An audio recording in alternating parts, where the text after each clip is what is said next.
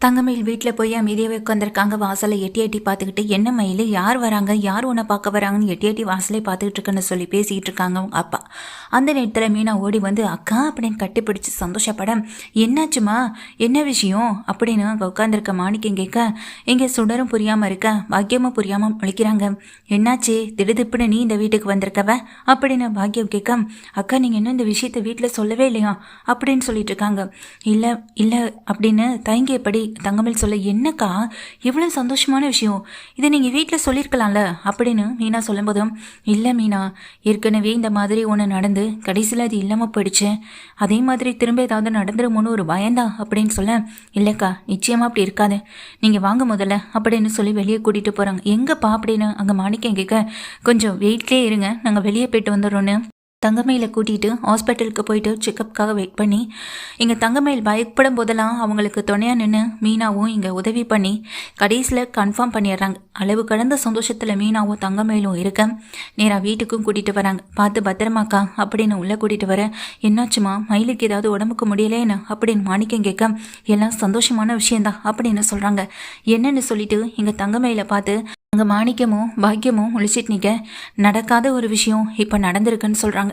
என்னன்னு எல்லாருமே கேட்க, அக்கா ப்ரெக்னெண்ட்டாக இருக்காங்க, இப்போ தான் நாங்கள் ஹாஸ்பிட்டலுக்கு போய் கன்ஃபார்மாக பண்ணிட்டு வந்தோம், அக்காவுக்கு குழந்தை பிறக்க போகுது, அவங்க 2 மாதம் ப்ரெக்னெண்ட்டாக இருக்காங்க அப்படின்னு சொன்ன உடனேயே இதை கேட்டதும் வீட்டில் இருக்க எல்லாருக்கும் ரொம்ப சந்தோஷமாக இருக்கு.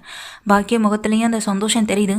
ஆனால் அடுத்த கணமே அவங்க முகம் வாடி போய், ஏமா உண்மையிலே டாக்டர் கிட்டே போய் பார்த்ததெல்லாம் உண்மைதானே, இல்லை இதுவும் பொய்யாயிடுமா, அப்புறம் இவளெல்லாம் நாங்கள் தான் நாளை பின்ன அந்த குடும்பத்தை முன்னாடி அசிங்கப்பட்டு நிற்க வேண்டியதாக இருக்கும், இப்போ என்ன இந்த குழந்தை உண்டானாலும் அந்த வீட்டில் இருக்கவங்க நம்ப போகிறாங்களா என்ன, கடைசி வரைக்கும் இவளுக்கு தண்டைச்சோறு போடுற மாதிரி இவள் வயிற்றில் வளர பிள்ளைக்குள்ளே நாங்கள் சேர்த்து சண்டைச்சோறு பண்ணணும் அப்படின்னு சொல்லும்போது, என்ன நீங்கள் இப்படி பேசுகிறீங்க, உங்கள் பொண்ணு தானே மயிலக்கா, அவங்க சந்தோஷமாக இருக்காங்க, அந்த சந்தோஷத்தில் பங்கெடுத்துக்கிறத விட்டுக்கிட்டு திரும்ப திரும்ப அவங்க மனசை காயப்படுத்தி பேசிகிட்டு இருக்கீங்க அப்படின்னு மீனா சொல்ல, அதை கேட்டதும் பாக்கியமும் இங்கே தங்கமயில பார்த்துட்டே நிற்க, என்ன பாக்கியம், எது நடக்கணும்னு நம்ம ஆசைப்பட்டோமோ அது இன்னைக்கு நடந்திருக்கு, அதை நினச்சி சந்தோஷப்படாம, ஏயா இந்த விஷயம் அப்போவே நடந்திருந்தா நமக்கு இந்த நிலமை வந்திருக்குமா, இப்போ இந்த விஷயம் நடந்து என்ன ஆக போகுது, கோர்ட்லேயும் கேஸ் போயிட்டு தானே இருக்கு, எப்படியும் அந்த வீட்டு ஆளுங்க தங்கமயில ஏற்றுக்க போகிறதில்ல அப்படின்னு சொல்ல, அக்கா நான் சொல்கிறத மட்டும் நீங்கள் செஞ்சால் போதும், இனிமேல் இவங்க பேச்செல்லாம் நீங்கள் கேட்காதீங்க அப்படின்னு மீனா சொல்கிறாங்க.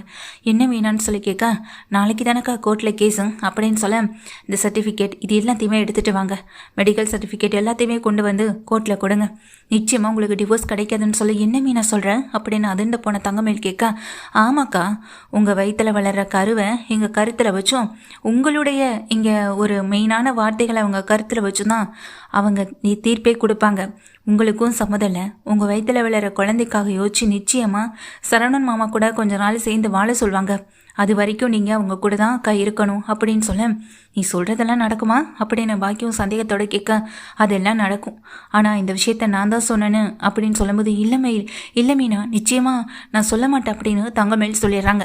அடுத்த நாள் கோர்ட்டில் கேஸ் வரதுக்கு முன்னாடியே இந்த விஷயம் மீனா மூலமாக, அதாவது வீட்டில் இருக்க மற்றவங்க எல்லாருக்கும் தெரியுது. அத்தனை பேருமே இதை கேட்டு அதிர்ச்சியில் இங்கே என்ன பேசுகிறேன்னு தெரியாமல் நிற்கிறாங்க. அப்போ கோர்ட்டில் என்ன வேணாலும் நடக்கும் அப்படின்னு சொல்லி கேட்க, ஆமாம் அத்தை நிச்சயமாக நடக்கும், ஏன் கோர்ட்டில் தீர்ப்பே இங்கே மாற்றி தான் வரும், தங்கமயில் அக்காவை சரவணன் மாமா கூட சேர்ந்து வாழத்தான் சொல்ல போகிறாங்க அப்படின்னு சொல்லிட்டு இருக்காங்க. இதை கேட்டதும் சரவணனே அதிர்ந்து போய் தான் இருக்காங்க. சரவணன் இந்த விஷயத்தை அன்னைக்கு நைட்டே அஞ்சலி கிட்ட பேசிகிட்டு இருக்காங்க. என்னாச்சு சரவணா, ஏன் ஒரு மாதிரி இருக்குன்னு சொல்லி கேட்க, ஒன்றும் இல்லைன்னு சொல்லி எவ்வளவோ இங்கே முயற்சி பண்ணுறாங்க, ஆனால் முடியலை, நடந்த விஷயத்த எல்லாத்தையுமே சொல்கிறாங்க, எனக்கு தெரியும் சரவணா, நீ மறைச்ச சில விஷயங்களை நான் சில பேர் மூலமாக கேள்விப்பட்டேன், நீ என்னதான் என்கிட்ட சில விஷயங்களை சொல்லாமல் மறைச்சிருந்தாலும் கூட உன் லைஃப்பில் நடந்த எல்லா விஷயமும் எனக்கு தெரியும், நீ ரொம்ப பாவம் சரவணா, நீ உங்கள் அம்மா அப்பா பேச்சு கேட்டு அந்த பொண்ணை கல்யாணமே பண்ணியிருந்துருக்கக்கூடாது அப்படின்னு அஞ்சலி சொல்லிட்டு இருக்காங்க. சரி விடு அஞ்சலி, நான் கொஞ்சம் தனியாக இருக்கணும், நான் கொஞ்சம் ஃபோனை வைக்கிறேன்னு ஃபோனை வச்சிட்றாங்க. ஃபோனை வச்சதுக்கு பிறகு இங்கே சரவணன் பயங்கர சிந்தனையில் இருக்காங்க. அடுத்த நாள் கோர்ட்டு கேஸுன்னு எல்லாமே வருது. கோர்ட்டில் தீர்ப்பும் அதே மாதிரி தான் வருது.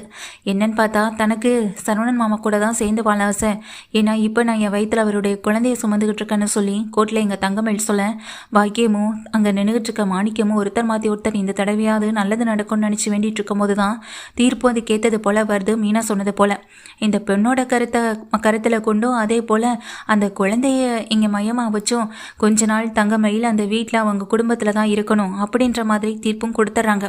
இதை கேட்டதும் அங்கே நின்றுட்டு இருக்க கோமதி குடும்பத்தில் இருக்க அத்தனை பேருமே அதிர்ச்சியில் தான் இருக்காங்க. அதுலேருந்து அவங்களால வெளியே வர முடியவே இல்லை.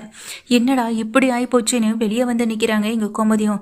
அடியே உண்மையிலேயே வயிற்றுல வளர்றது இங்கே குழந்தை இருக்கா இல்லை இந்த தடவையும் எங்கள் எல்லாரையும் ஏமாத்துறியா இந்த வீட்டுக்கு வரணுன்றதுக்காகன்னு சொல்ல அதான் கோர்ட்டில் கொடுத்த சர்டிஃபிகேட் எல்லாம் பார்த்தீங்கல்ல தானே அங்கே நின்றுட்டு இருக்க தங்கமயில சொல்லிட்டு இருக்காங்க.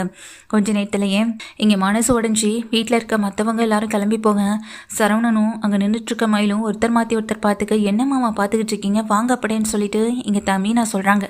அப்போது மீனா நின்றுட்டு இருக்கும் போதே அஞ்சலி நேராக வராங்க. அஞ்சலி வந்து என்ன சரவணா நீ இந்த தங்கமயில் கூட சேர்ந்து வாழ போறியா அப்படின்னு கேட்க எதுவுமே பேசாமல் சரவணன் நின்றுட்டுருக்க. உடனே அங்கே நின்றுகிட்டு இருக்க அந்த அஞ்சலி தங்கமயில பார்க்குறாங்க. பார்க்குறதில்ல முறைக்கவே செய்கிறாங்க. பாவம் தங்கமயில் நீ ரொம்ப இத்தனை நாளாக அம்மா வீட்டில் பிரிஞ்சிருந்த இனிமேல் நீ புருஷன் வீட்டிலே போய் இருந்தாலும் அங்கேயும் உன் புருஷனை பிரிஞ்சு தானே இருக்கணும்.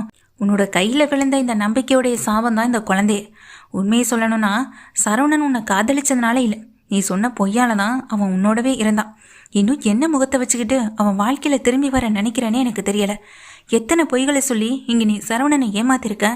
ஆனாலும் இப்போ திரும்பவும் ஒரு பொய்யை சொல்லி எப்படி உன்னால் இங்கே நீ வாழலான்னு முடிவெடுக்க முடிஞ்சது? சரி நீ சொன்னது உண்மையாகவே இருக்கட்டும்.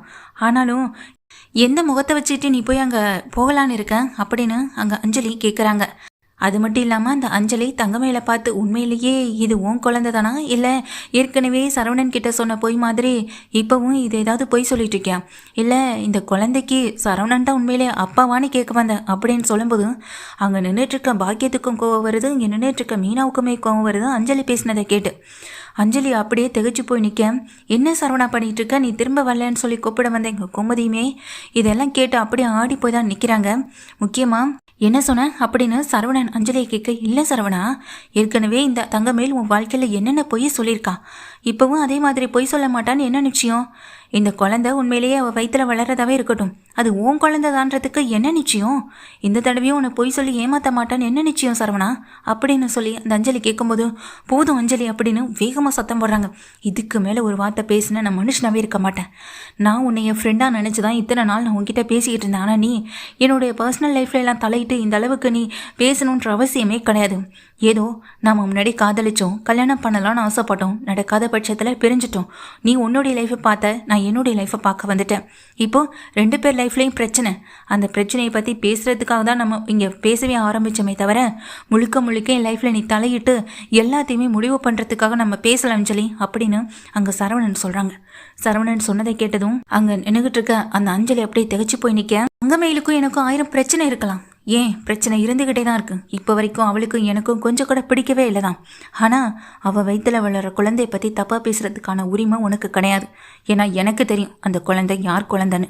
அது ஏன் குழந்தை அப்படின்னு எங்கள் சரவணன் சொல்கிறாங்க. இதை கேட்டதும் அஞ்சலியும் சரி தங்கமேலும் சரி ஒருத்தர் மாற்றி ஒருத்தர் அதிர்ச்சியில் நின்றுட்டுருக்க. மீனா அப்படி போடுன்னு சொல்லி இங்கே மனசுக்குள்ளே பேசிக்கிட்டு இருக்காங்க. அவள் தவறு செஞ்சுருக்கலாம், நிறைய தவறு பண்ணியிருக்கா. அதுக்காக அவள் முழு மனசா என்கிட்ட பல தடவை மன்னிப்பு கேட்டுட்டா. இன்ன வரைக்கும் அந்த மன்னிப்பை ஏற்றுக்கிற பக்குவம் எனக்கு இல்லை. ஆனால் அந்த குழந்தைய ஏற்றுக்கிற பக்குவம் எனக்கு நிறையவே இருக்குது அப்படின்னு இங்கே சரவணன் சொல்லிட்டு இருக்காங்க. வாவ் சரவணா நீ ரொம்பவே மாறிட்டல. உன்னுடைய கஷ்டத்தெல்லாம் கேட்க ஒரு ஃப்ரெண்டு கிடச்சிட்டான்னு நினச்சி என்கிட்ட பேசிகிட்டு இருந்தியா? இப்போது என்னை தூக்கி எறிஞ்சு பேசுகிற அளவுக்கு நீ வந்துட்டல. ஏன் சரவணா நம்ம காதலிக்கும் போது கூட நீ எனக்காக இப்படி வந்து நிற்கல. ஆனால் இப்போ இத்தனை தப்பு பண்ண தங்கமயிலுக்காக நீ கூட நிற்கிறதா எனக்கு ரொம்ப அதிர்ச்சியாக இருக்கு அப்படின்னு அந்த அஞ்சலி சொல்கிறாங்க. நான் தங்கமயிலுக்காக பேசுகிறேனா என் குழந்தைக்காக பேசுகிறேனான்றதா அடுத்த பட்சம். ஆனால் இந்த குழந்தை என் வாழ்க்கையோட புதிய தொடக்கம். என் குடும்பத்தை பற்றி தீர்ப்பு சொல்கிற வர உரிமை வந்துட்டு உனக்கு இல்லவே இல்லை அஞ்சலி. காதலிச்சவங்க உங்ககிட்டேருந்து இங்கே விலகி போனாலும் கூட அவங்க உடஞ்சி போகாமல் காப்பாற்றுறதான் அந்த காதல்னே சொல்வாங்க. ஆனால் நீ என்ன இங்கே மேலும் மேலும் கஷ்டப்படுத்துகிற விதமா என்ன காயப்படுத்துகிற விதமா நீ தப்பான சில விஷயங்களை பேசிக்கிட்டு இருக்கது எனக்கு பிடிக்கல அப்படின்னு சரவணன்னு சொல்லிட்டு இருக்காங்க. எனக்கு இப்போ புரிஞ்சு போச்சு சரவணா. ஏன்னா உனக்கு என்னதான் இந்த தங்கமயில பிடிக்கலனாலும் உன் குழந்தைவ வயிற்றுல வளர்றதுன்னு கேள்விப்பட்ட உடனேயே எல்லா கோவத்தையும் தூக்கி போட்டுட்டு இப்போ ஒன்று சேர்ந்துட்டல அப்படின்னு அஞ்சலி சொல்லும்போது அதுக்கு இங்கே சரவணனும் நீ என்ன வேணாலும் நினச்சிக்கோ அஞ்சலி, அதை பற்றி எனக்கு எந்த கவலையும் இல்லை. எனக்கும் தங்கமயிலுக்கும் இருக்கிற பிரச்சனையை இனி நாங்களே பார்த்துக்கிறோம். அதை மூணாவதா உங்ககிட்ட வந்து சொன்னேன் பாரு, அதுதான் நான் செஞ்ச பெரிய தப்பு. என்னுடைய வாழ்க்கையில் கருத்து சொல்கிறதுக்கான உரிமை என் அம்மா அப்பாவை தவிர வேறு யாருக்கும் கிடையாது. அதை நீ எடுத்துக்கணுன்ற அவசியமும் கிடையாது அப்படின்னு சரவணன் அஞ்சலியை திட்டும்போதும் தங்கமயில் கண்ணிலேருந்து தாரதாரையாக கண்ணீர் கொட்டுது. தான் புருஷன் தனக்காக பேசுகிறாரே, ஏன்னா இப்படிப்பட்ட ஒரு வார்த்தையை மூணாவதாக ஒரு மனுஷி சொல்லும்போது அப்பயும் அதை கேட்டுக்கிட்டு அமைதியாக நின்றுடுவாரோன்ற ஒரு பயம் தங்கமயிலுக்குள்ளே இருந்தது. ஆனால் அது எதுவுமே கிடையாது, அது ஏன் குழந்தைதான்னு சொல்ல அடுத்த நிமிஷமே தங்கமயில் தான் மாமாவை தான் ஆச்சரியத்தோட பார்க்குறாங்க. நாம் பழகிட்டு இருந்த இந்த கொஞ்ச நாளில் உங்ககிட்ட நான் திரும்ப ஏதாவது உன்னை மேரேஜ் பண்ணிக்கிறேன், உன்னை கடைசி வரைக்கும் கொஞ்சம் காப்பாற்றுறேன்னு ஏதாவது என் வாயிலேருந்து நான் உனக்கு வாக்கு கொடுத்தேனா? இல்லையே. அப்படி இருக்கும்போது நீ எல்லாரையும் காயப்படுத்துகிற விதமாக பேசுறது தப்பில்லையா அஞ்சலி அப்படின்னு சொல்லிட்டு சரவணன் கேட்குற ஒவ்வொரு கேள்வியும் சரியானதாகவும் நியாயமானதாகவும் இருக்கிற பட்சத்தில் அஞ்சலியும் பதில் பேச முடியாமல் நிற்க, மாமா நீங்கள் முதல்ல வாங்க அப்படின்னு மீனாவை கூப்பிடுறாங்க. மயிலே இன்னும் என்ன பார்த்துக்கிட்டு இருக்க, நீ கிளம்பு அப்படின்னு அங்கே நின்றுட்டு இருக்க பாக்கியமும் மாணிக்கமும் சொல்ல, இல்லைம்மா அப்படின்னு கையை கசுக்கி நிற்க, வாங்கக்கா அப்படின்னு இங்கே பிடிச்சி இழுத்துட்டு மீனாவும் அங்கேலேருந்து கிளம்பும் போதும் அந்த அஞ்சலியை பார்த்துட்டு சரவணன் ஒரு வார்த்தை தான் சொல்கிறாங்க, நீ என்னுடைய கடந்த காலம் அஞ்சலி, நம்ம காதலிச்ச காலம்லாம் முடிஞ்சு போச்சு. உனக்கும் எனக்கும் வேற வேற லைஃப் அமைஞ்சிடுச்சு. நீ உன் லைஃப்பை விட்டு வெளியே வந்த மாதிரி நானும் என் லைஃப்பை விட்டு வெளியே தான் வந்திருக்கேன். ஆனால் இப்போ குழந்தைன்ற பட்சத்தில் என்னால் அதுலேருந்து கடந்து வர முடியாது. ஏன்னா இது என்னுடைய நிகழ்காலம். இந்த தங்கமயில் என் வாழ்க்கையில் இப்போ இருக்கிற காலம். ஆனால் என் குழந்தை என்னுடைய எதிர்காலம்ல, அதை யாராலையுமே மாற்ற முடியாது அப்படின்னு சரவணன் சொல்லிட்டு அங்கேருந்து கிளம்பி போக, அக்கா நீங்கள் எதுக்கும் கவலைப்படாதீங்கக்கா. மாமாவுடைய மனசு இந்த அளவுக்கு உங்கள் குழந்தைய ஏற்றுக்கிட்டதே பெரிய விஷயம். நிச்சயமாக ஒரு நாள் அந்த வீட்டில் இருக்கிற பட்சத்தில் உங்கள் நிலைமையும் ஒரு நாள் மாறும். நீங்கள் அது வரைக்கும் அமைதியாக இருக்கணும். அக்கா நான் சொன்னதை நீங்கள் புரிஞ்சுப்பீங்கன்னு நினைக்கிறேன். நீங்கள் முதல்ல வாங்க அப்படின்னு தங்கமயில கூட்டிகிட்டு மீனாவும் தான் வீட்டுக்கு கிளம்புறாங்க. அஞ்சலி அப்படியே நிற்க, இவெல்லாம் ஒரு பொண்ணா, இப்படி மாப்பிள்ளை தனியாக இருந்தால் போதுமே, எவ்வளவு ஒட்டிக்கிறதுக்கு வந்துருவாளுங்க, வாங்க அங்கே போகலாம் அப்படின்னு பாக்கியமும் மாணிக்கத்தை பிடிச்சு கூட்டிகிட்டு போகிறாங்க. அஞ்சலியும் அப்படியே யோசனை பண்ணியபடியே நிற்கிறாங்க. அங்கேருந்து சரவணன் கிளம்பி போனதுக்கு பிறகு அஞ்சலி மட்டும் தனியாகவே நின்று யோசனை பண்ணிகிட்டே இருக்காங்க. எனக்கு தெரியும் சரவணா, என்னுடைய லைஃப் மாதிரி உன்னுடைய லைஃப் ஆகிடக்கூடாது. நீ நல்லா இருக்கணும், நீ சந்தோஷமாக இருக்கணும்னு ஆசைப்பட்றேன். உன்னுடைய லைஃப்பில் நடந்த அத்தனை விஷயத்தையும் கேட்டு நான் ரொம்ப ஃபீல் பண்ணேன். அதே நேரத்தில் தங்கமயிலை பற்றியும் விசாரிக்க தான் செஞ்சேன். உனக்கு நல்ல லைஃப் தான் சரவணா அமைஞ்சிருக்கு. அதை நீ இனி மிஸ் பண்ணிடக்கூடாது. குழந்தைய பற்றி பேசினா யாருக்கு தான் கோபம் வராது. அந்த கோவத்தில் தானே நீ இன்னைக்கு தங்கமயில கூட கூட்டிகிட்டு போகிறேன். இல்லைனா நீ தங்கமயில கூட்டிகிட்டு போவியான்னு கேட்டால் எனக்கு அது ஆச்சரியம்தான். என் லைஃப்பில் நடந்த அதே பிரச்சனை தங்கமயில் லைஃப்லையும் உன் வாழ்க்கையிலே வந்துடக்கூடாதுன்னு நான் நினைக்கிறேன். நடந்த பிரச்சனைகளை தூக்கி போட்டு சந்தோஷமாக வாழ சரவணா, அதுதான் எனக்கு வேணும். அதுக்காக தான் நான் இப்படி பேசினேன் அப்படின்னு அங்கே நின்றுட்டுருக்க அஞ்சலியும் அதே யோசனையோடய பார்த்துட்ருக்காங்க, லேசான கண் கலங்கியபடி.